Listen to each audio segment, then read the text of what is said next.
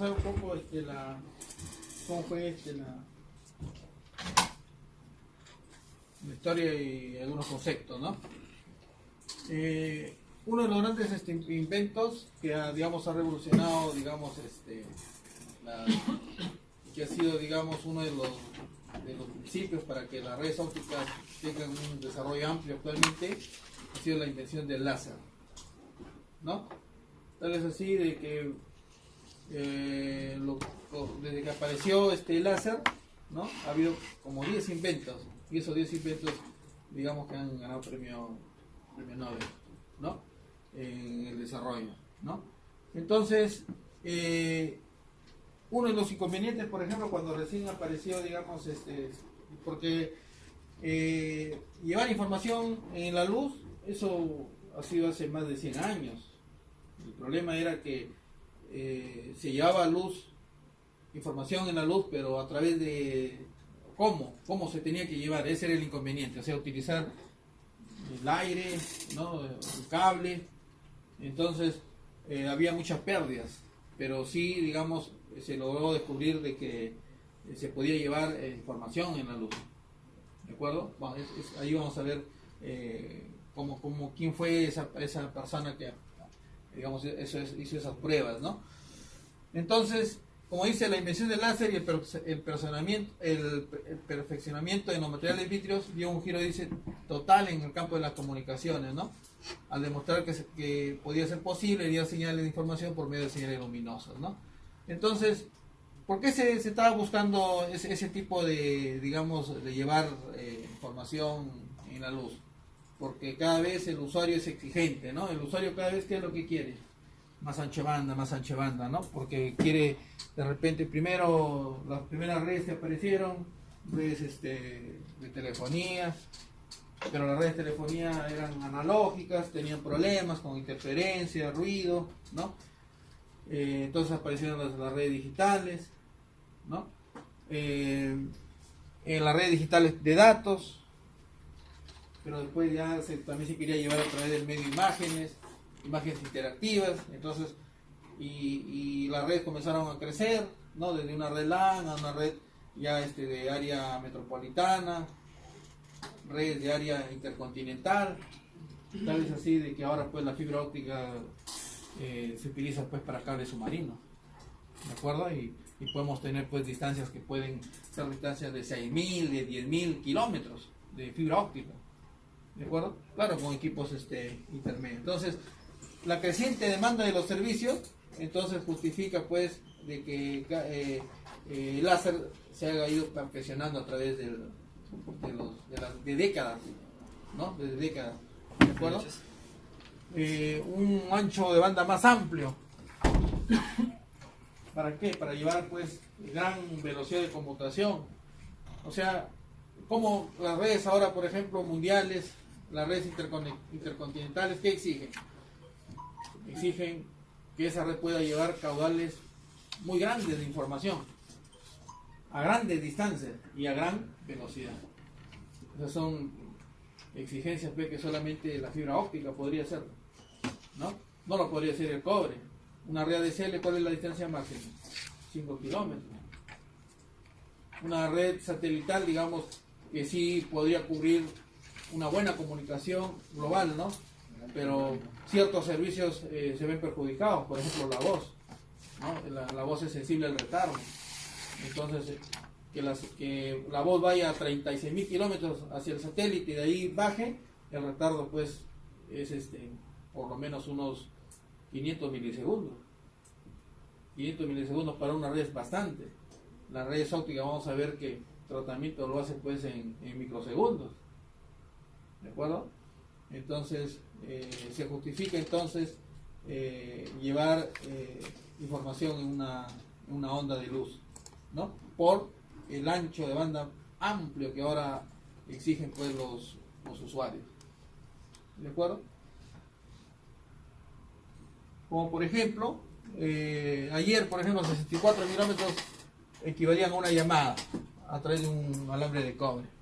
Hoy, por ejemplo, ya con una fibra óptica monomodo, 2.5 gigabit equivalen pues a llevar 32.000 llamadas. y si es una fibra monomodo todavía mejorada, ¿no? Podríamos llevar 32 millones de llamadas a 2.5 gigabits por segundo. ¿De acuerdo? O sea que la fibra, pues, a través del tiempo se ha ido mejorando, ¿no? La primera fibra, por ejemplo, que se inventó tenía 20 decibelios de pérdida, ¿no? Ahora, pues, hablamos de una fibra de 0.15 decibelios por kilómetro. ¿De acuerdo? O sea que rápidamente se ha mejorado a través de los años, ¿no? Entonces, como yo les había dicho, de que hay un principio que vamos a ver más adelante con una demostración matemática, física sobre todo y geométrica, ¿no? De que el principio para que se pueda llevar o se propague una luz óptica, ese principio, digamos que fue descubierto hace años, en el año 1626 por Snell, y por eso ahora justamente esa ecuación de Snell que se utiliza nos sirve para diferentes tipos de cómo llevar luz, ¿no? O sea, propagar la luz, ¿no? Esa ley de Snell, que fue pronunciada, pues, en el año 1626 y que dio, digamos, como fundamento, y que sirvió como fundamento para las leyes de reflexión y refracción de la luz. La reflexión de la luz será beneficioso para algún tipo de comunicación. En el caso de las redes ópticas, lo que nos interesa es la reflexión. ¿De acuerdo? ¿Y en qué consistía esta ley de Snell? ¿En qué consistía esa ley de Snell? Consistía de que se tenía, pues, dos medios distintos, ¿no? Un medio distinto con un índice de refracción N1 y otro medio con un índice de refracción N2. Ya más adelante veremos cuál es el significado de índice de refracción, pero la idea es que esos dos medios, en esta frontera que divide estos dos medios, ¿no?, se incidían con un rayo, ¿no? Y acá podrían ocurrir dos cosas, ¿no? Dependiendo si N1 era mayor o menor a N2 o viceversa, entonces producíamos ¿qué cosa? Que un rayo pase el medio, el segundo medio, o sea, el rayo no siga la dirección, sino más bien se refracte, ¿no? O sea, el rayo refractado. Entonces, respecto a esta perpendicular de la frontera que dividía los dos medios, entonces había un ángulo, ¿no?, que se llama ángulo de refracción. O sea, θ2 es un ángulo de refracción, ¿no? Y también podría ocurrir de que ese rayo rebote, ¿no? O sea, se refleje. Entonces, respecto a esta línea, acá se formaba un ángulo de incidencia y aquí un ángulo reflejado. El principio es que ese ángulo de incidencia es igual al ángulo reflejado. Entonces, a nosotros justamente nos interesa esto, ¿no? Que la señal dentro de la fibra rebote y se vaya propagando, ¿no? Pero este era el principio de la ley de Snell, ¿no?, que fue pronunciada en el año 1626. O sea, miren, hace más de 400 años, ¿no? Que ha sido pronunciada esta ley. Y ya ha pasado años para que recién, digamos, este principio sea aplicado y aparezca, pues, el uso de la fibra, por ejemplo, ¿no? Entonces, miren, ahí al poco tiempo nada más, en el año 1668, Isaac Newton, a través de sus experimentos con la luz, estaba viendo cuál era el comportamiento de la luz. Si la luz solamente era un rayo de luz, ¿no?, un rayo de luz que tenía el comportamiento, o que yo lo podía, digamos, demostrar a través de matemáticas en un plano, ¿de acuerdo? Un rayo que tenía una dirección. Pero Isaac Newton también descubrió que un haz de luz no solo era un rayo de luz, sino que también tenía un comportamiento de onda, ¿de acuerdo? O sea, tenía comportamiento de una onda. Se podía estudiar a este haz de luz como un fenómeno ondulatorio. Entonces, si ya es una onda, entonces nosotros sabemos que una onda ya no se mueve en el plano, pues, ¿no? La onda, ¿cómo se mueve? En el espacio, ¿de acuerdo? Entonces, tenemos una onda que se mueve en el plano horizontal y una onda que se mueve en el plano vertical. Entonces son como que hay una onda que están intersectadas perpendicularmente y que idealmente esa onda deberían viajar juntas, ¿no? Pero ¿qué sucede? Esta onda puede adelantarse y esta onda retrasarse, entonces hay un desfasaje de esas ondas. Entonces ese es el gran problema que tienen los haces, las ondas de luz. ¿De acuerdo? Que el desfasaje de esas ondas en el plano horizontal y en el plano vertical, ¿no? Van a producir una dispersión, ¿no? Vamos a ver más adelante que la fibra tiene dos grandes problemas, ¿no? La atenuación y la dispersión. ¿De acuerdo? Entonces, el hecho de que la luz sea una onda, entonces ya parte con un problema de que el retraso de una onda respecto a la otra que va a producir un desfasaje. Y ese desfasaje, ¿qué cosa es? Un retardo. ¿De acuerdo? Pero la idea de Isaac Newton era solamente saber que a la luz, a la de luz, se lo podía estudiar pues como una onda, ¿no? ¿De acuerdo? O sea, en el espacio. Ya más de 100 años después se comienzan a hacer las primeras, o se comienzan a establecer las primeras bases matemáticas para la propagación de las ondas, ¿no? En 1810, Fresnel Hayek, entonces ven el comportamiento de la luz, de la onda, ¿no? En la cual se podían tener, por ejemplo ondas de tipo destructivas o ondas de tipo constructivas. ¿De acuerdo? Como dice ahí, todo punto de un frente de una onda inicial puede considerarse como una fuente de onda esférica secundaria que se extienden en todas las direcciones con la misma velocidad. La frecuencia y la longitud de la onda que en el frente dice la onda de la que procede, ¿no? Por ejemplo, en este caso es una onda plana, donde el ancho de la ranura es varias veces la longitud de la onda. Y esta es una onda plana cuando el ancho de la ranura es igual a la longitud de la onda. ¿De acuerdo? Acá, por ejemplo, se establece una onda constructiva y aquí una onda destructiva. Entonces, dependerá de la necesidad qué es lo que me conviene. Por ejemplo, nosotros ¿qué utilizamos? Ondas, cuando viene la onda, cuando una persona habla y viene la onda, es una onda constructiva. Más o menos así. Pero en un recinto, por ejemplo, se usan los ecos. Entonces ahí, por ejemplo, son ondas que se reconstruyen, ¿no? Entonces va a depender de la necesidad. Por ejemplo, acá ustedes no escuchan un eco. Ustedes que están escuchando una onda que llega a su oído ¿no? Y es una onda constructiva, ¿no? ¿De acuerdo? Entonces, esa era la idea. Claro que Hayes, él no tenía que ver nada con fibras. Lo que él quería saber es solamente a través de una matemática, saber plasmar numéricamente el comportamiento de una onda. ¿De acuerdo? Y esta onda lo puedo mandar por el aire, ¿no? Lo puedo mandar por un medio, como cable, por ejemplo. ¿De acuerdo? Pero en el año 1870, miren, aquí sí fue el punto de quiebre, en la cual se descubre ya, digamos, con un experimento que hizo en el año 1870 Tilda, que logró demostrar que la luz podía ser transmitida. ¿De acuerdo? Entonces, ¿qué hizo? Agarró un cubo de agua, ¿no? Le hizo un agujerito en la parte inferior, ¿no? Y con un foquito lanzó luz. Por el agujero donde salía el chorrito de agua, vio ahí que la luz seguía la dirección del chorro. O sea, se confinaba la luz en el chorro. O sea que la luz comenzó a propagarse, ¿no? Pero, ¿de qué se dio cuenta? O sea, miren, en el año 1600 que ya Snell sabía de que se podía aprovechar el rebote de la luz o la refracción, ¿no? Entonces, pero todavía no se sabía cómo se podía aprovechar eso. Entonces ya Tilda en el año 1970 hizo un experimento y logró pasar luz a través de un chorrito de agua. Pero si no, nosotros dijéramos que podríamos utilizar el mar de repente para llevar luz, ¿cierto? Pero tiene problemas, ¿no? Tiene muchas pérdidas.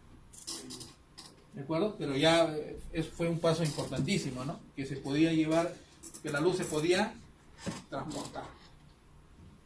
¿De acuerdo? Pero, ¿y a qué se debía esto? ¿A qué se debía esto? ¿Por qué el haz quedaba confinado aquí?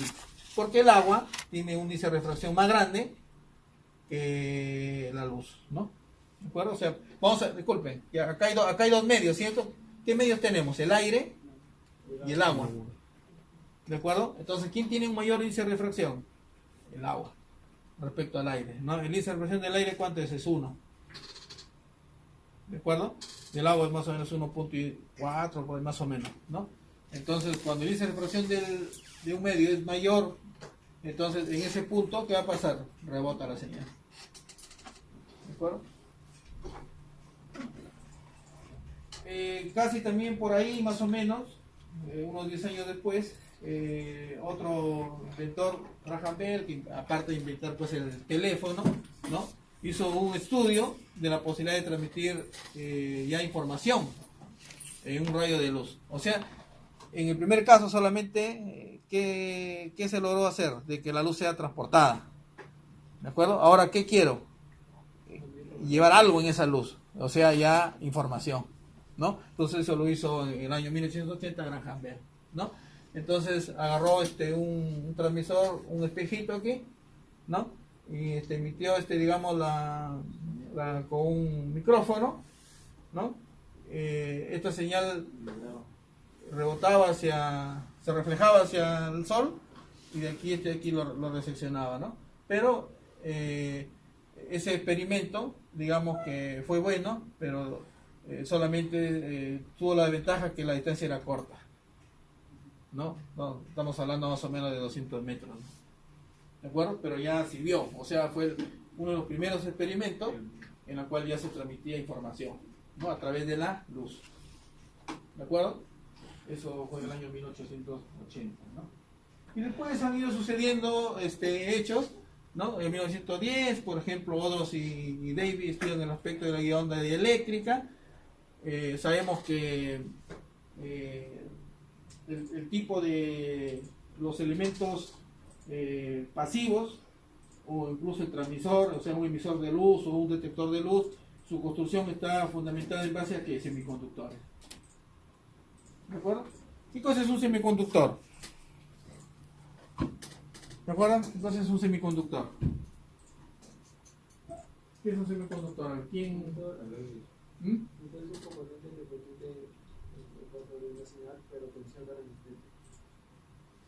O sea, ¿qué tenemos? ¿Conductor? Es el intermedio. O sea, ¿quién no permite? Entonces, ¿qué tenemos? Aislante, conductor y tenemos el intermedio, ¿no? O sea, un semiconductor. ¿De acuerdo? Entonces, ¿quiénes están construidos en base a semiconductores? Los integrados. ¿Un transistor? ¿No? ¿No? Entonces, de eso se trató el año, o sea, el desarrollo de los componentes, ¿no? Como semiconductores, aparte que los semiconductores son construidos, en el caso de fibras ópticas, de un elemento que es silicio, germanio, ¿no? Que son componentes abundantes, pues, ¿no? Por ejemplo, ¿dónde encontramos el silicio? ¿Dónde encontramos el silicio? Bueno, acá en el planeta Tierra, pero ¿dónde? ¿Ah? ¿Dónde encontramos el silicio? El silicio es el elemento para hacer la fibra. Claro que no solamente es el silicio, ¿no? O sea, hay que doparlo, hay que eliminar ciertos componentes, porque en el silicio hay otros componentes. Podría haber, por ejemplo, también iones metálicos, y el ion metálico es perjudicial, ¿no? Entonces el silicio hay en la arena, efectivamente, ¿no? O sea, en todos los desiertos que ustedes cuando viajan, ahí está el silicio. En las canteras, por ejemplo, ¿no? En las cementeras, ahí está el silicio. Por eso el silicio, como es abundante, entonces el silicio es el material a partir del cual se construye pues una fibra, ¿no? Claro que si lo hacemos solo de silicio tiene muchas pérdidas. Entonces hay que dopar cuando se procesa y se hace la preforma. Primero se hace una preforma por varios métodos de vaporización, se hace una preforma, ¿no? Y esa preforma luego se comienza a estirar hasta hacer el diámetro de tamaño incluso menor a la de un cabellito, ¿no? Que es fibra desnuda, o sea, tiene núcleo y revestimiento, es una fibra desnuda, que si yo agarro esa fibra se rompería, entonces tengo que ponerle agregados, recubrimientos, hilos, Kevlar, hilos acerados, ¿no? Y de ahí ya, dependiendo de dónde vos a usar ese cable, cubiertas tipo PVC, PAL, polietileno, con aluminio corrugado, etcétera, etcétera. ¿De acuerdo? Esa es la idea, ¿no? En el año 1927, en Inglaterra y Estados Unidos, ¿no? Patentan un sistema que puede transmitir imágenes por medio de fibras de silicio. Miren, ahí están esas fibras de silicio, miren, grandes pérdidas todavía. Vamos a ver que después ya la fibra se convierte en fibras de silicio germanio, y de ahí fibras de silicio dopados con flúor, con herbio, ¿no? Con herbio, e incluso después con tierras raras. Ahora, por ejemplo, hace poco ha habido un físico que está haciendo estudios y ha estado a punto de ganar el premio Nobel también, ¿no? Que está haciendo el estudio para hacer fibras con tierras raras. Y esas tierras raras también son bastantes, sino que antes, digamos que tenían muchas pérdidas porque no se le hacía ciertas modificaciones, ¿no? Pero ahora esas tierras raras se pueden utilizar, ¿no? En el año 1934 se hizo el French hizo el primer intento de conducir luz con fines de aplicación. Y se construyó el primer teléfono en Estados Unidos, ¿no? Se construyó el primer teléfono óptico y se comienza ya a transmitir audio a distancias, todavía cortas, ¿no? Con barras de vidrio rígido, ¿no? Y podemos ver ya que en el año 1936, se comienza a utilizar la fibra ya en telecomunicación, ¿no? En el año 54, ya unos años después, 3 científicos, ¿no? Hale, Hawking y Campani desarrollan la guía de onda de dieléctrica recubierta, ¿no? Con la finalidad, pues, de evitar, pues, el ingreso de la radiación dentro del medio por donde va la luz, ¿no? Pero en el año 58, ¿no? Ya se inventa, mire, el primer rayo láser, ¿no? En el año 59 Mamba desarrolla la primera aplicación de láser, ¿de acuerdo? Pero digamos que probar esto en laboratorio era muy costoso, ¿no? Porque se utilizaba barritas de rubí, ¿de acuerdo? Pero ya, digamos, la idea, ¿qué cosa es? Por ejemplo, el control de la casa, por ejemplo, ¿no? El control de la casa, por ejemplo, ¿qué hacemos? ¿Qué cosa es lo que transmite? Es láser, pero a la vez que es luz, estoy llevando información, ¿cierto o no? ¿De acuerdo? ¿En qué espectro trabaja el láser de la luz del control? O sea, ¿en qué espectro? ¿Visible o no visible? No visible. No visible, ¿no? ¿De acuerdo? Pero hay punteros ópticos. ¿En qué espectro está? Visible. ¿De acuerdo? Entonces, vamos a ver más adelante, hoy día mismo, que la luz que se utiliza en una fibra óptica, por ejemplo, es el espectro no visible, ¿no? Por lo tanto, es una longitud de onda más grande que la longitud de onda que se utiliza en el espectro visible. ¿De acuerdo? En el año 62 se desarrolla el láser semiconductor y fotodiodos semiconductores, ¿no? O sea, emisores y detectores, ¿no? En base a semiconductores, ¿no? Pero el punto de quiebre, o sea, ya se conocía de que la fibra era el medio, ¿de acuerdo? Que debería utilizarse y que a través de esa fibra ya se había construido fibra, sabía de que con la ley de Snell, aplicándolo apropiadamente, podíamos llevar luz, o sea que ya había transmisión, o sea, ya estaba la fibra pero ¿cuál era el problema? Que no había ese cambio masivo todavía de su uso, ¿no? O comercial, mejor dicho, porque todavía tenía muchas pérdidas. Entonces, ¿dónde fue el punto de quiebre? En el año 66, cuando el japonés Kao, y fruto de esa investigación, gana el premio Nobel, ¿no? Entonces, se produce un gran hito, dice, y es la publicación por Kao y Hoffman, ¿no? Señalan que la atenuación observada hasta entonces en las fibras de vidrio, ¿de acuerdo?, no se debían a mecanismos intrínsecos, ¿de acuerdo?, sino a impurezas originadas en el proceso de fabricación, ¿no? O sea, a partir de la preforma primero tenía una constitución homogénea. Y cuando se hacía se estiraba, ese estiramiento hacía perder esa particularidad, ¿no? De volver una estructura heterogénea. Entonces, cuando se tiene una estructura heterogénea es donde más sufre la luz ahí, porque la luz, en lugar de propagarse de manera paralela a todos los haces de luz, comienza a perder dirección y comienza a difundirse la luz. Ese era uno. Pero ese no era, digamos, lo más crítico. Lo más crítico era que también cuando se estiraba la luz sucedían dos cosas, ¿no? Se producían huecos en esa estructura o se agregaban partículas de agua. O sea, espacios de aire, se formaban espacios de aire o se agregaban moléculas de agua. Y en los dos casos, los espacios de aire que producen absorción de luz, igual que las moléculas o presencia de agua, ¿no? Entonces, eso limitaba a que el espectro de longitud de onda de la fibra óptica se reduzca y utilicemos solamente ciertos espectros, ¿no? De 850, 1300, 1500, pero y el espectro de 1200, de 1400, de 1600 no se podía ahí utilizar porque habían ahí presencias de moléculas radicales de agua o aire, ¿no? Y que producían absorción de la luz, muchas pérdidas, ¿no? Entonces, como él descubrió de que esas impurezas se debían en el proceso de fabricación, ¿no? Entonces, ¿qué se hizo? Comenzó a doparse a la fibra con ciertos componentes químicos, flúor, por ejemplo, herbio, ¿no? Germanio, y con eso, ¿qué se logró? Eliminar esa presencia de espacios de aire o agua. Entonces, ¿qué se mejoró ahí? Utilizar en un mayor espectro de longitud de onda la fibra, ¿no?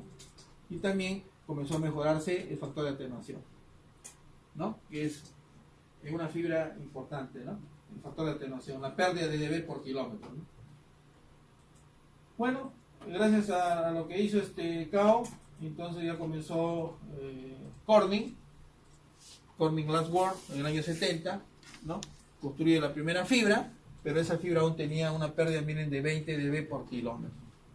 ¿De acuerdo? Entonces, digamos que las primeras fibras que se utilizaron, por ejemplo, fueron fibras de plástico.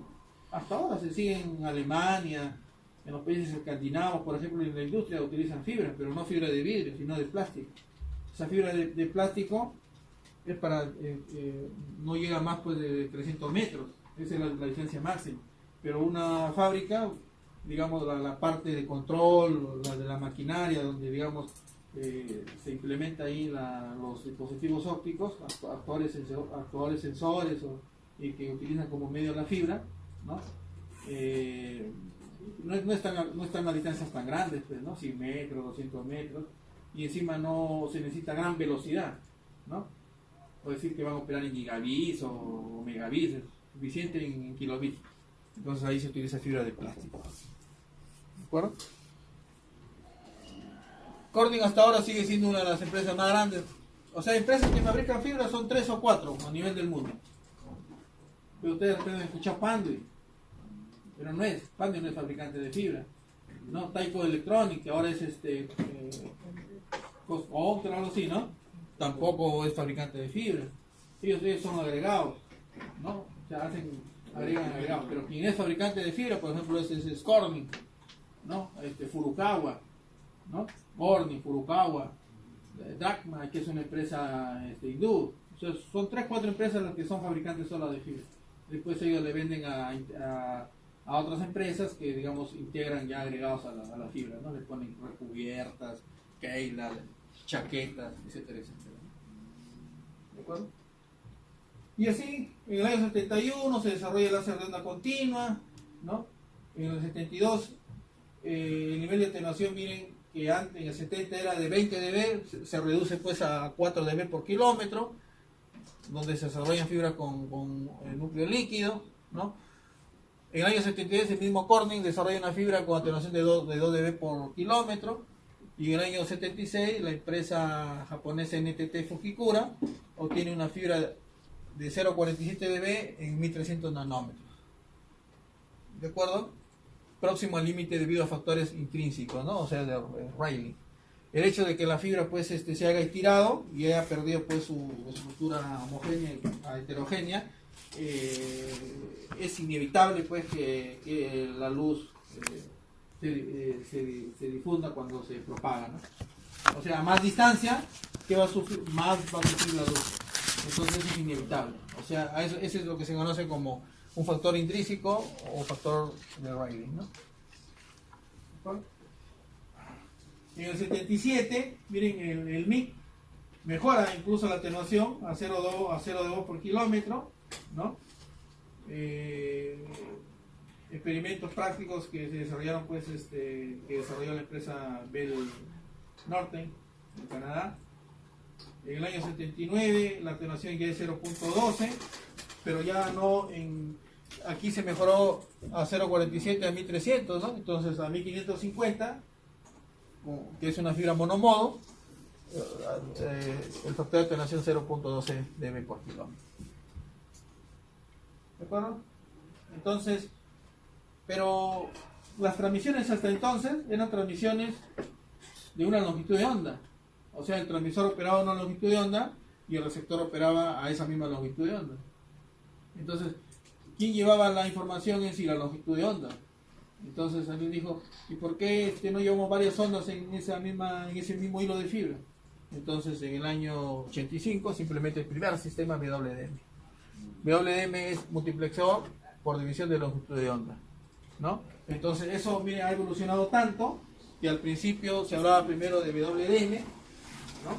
Primero se hablaba solamente de WDM, que significaba llevar dos longitudes de onda, ¿no? Y después aparece CWDM, ¿no?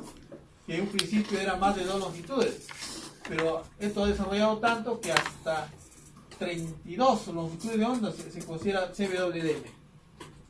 O sea,